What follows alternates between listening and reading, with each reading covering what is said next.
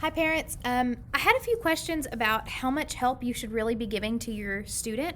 So I thought I would make a video to kind of outline what I would be doing in a classroom. So for daily work, which is just our day-to-day stuff, nothing that's labeled test or exit ticket or is labeled please do not help your child, that I would be putting in a portfolio. Those things are places for you to help. So in the classroom, unless a child comes up and specifically says, I don't understand, I need help, I let them finish the page on their own. And then before they turn it in, they bring it to me and I go over it. Now, all the ones that they got wrong, I either mark, and if it's one or two, usually they can go back and figure out what they did on their own. If it's more than half the page or a good amount, then at that point I realize, okay, I need to step in and intervene. And you can do the same thing at home. If it's one or two, circle them and say, hey, you didn't get those right, fix those. And let them fix it on their own. It's okay that they make mistakes. Don't berate them for that because that's how they learn. And that automatic feedback is really important. So in the classroom, it's super important for me to, as soon as possible, catch a mistake and try to correct it.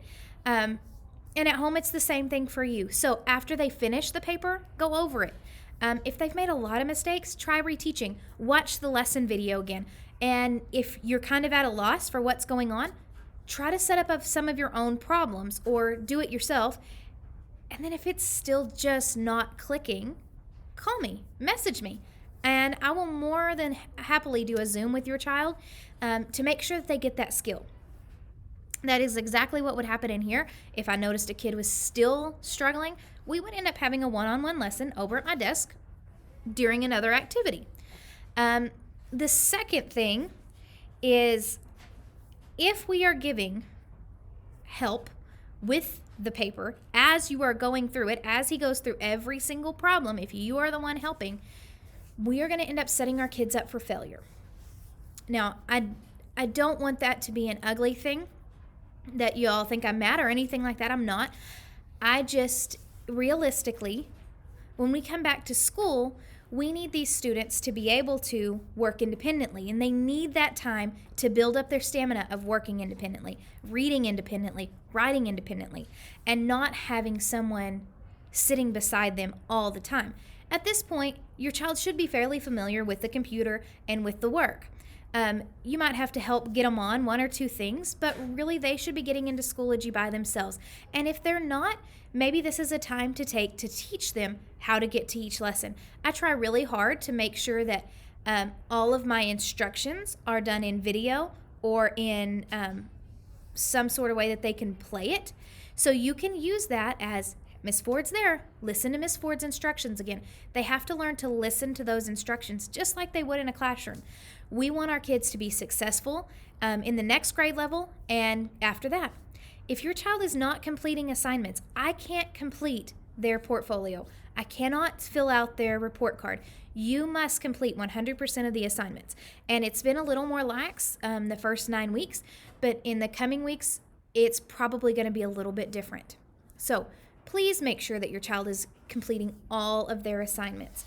Now, the last thing I want to talk to you are about Zoom calls. When I'm on the Zoom with your child, please do not give them answers. Do not sit behind the screen. Please do not whisper to your child. I need to know where they're reading and how to level them. And if you are giving answers at that point, it basically makes the whole test invalid, and I do hear it. And the second that I hear it, I have to invalidate the test and start again. So if you are giving your child answers, or if you are helping during Zoom calls, please stop. If you can't control it, leave the room. I know it's hard to watch your child make a mistake when you know that maybe they shouldn't have done that, and I get that, but we have to put our child's well-being first. And if you're giving him answers or you're giving her answers, then I'm putting them at a level that they're not ready for, and their work is going to be harder, and they're not ready for that, and then you're going to have to intervene before they ever get to any other part. So that kind of brings us back to the too much help. So helping is good. In daily work, it's great. But if it says test or exit ticket or anything that says, please don't help your child. Please don't help your child. Other than that, absolutely intervene. If you see something that they're not getting, let me know. I want to help with you guys.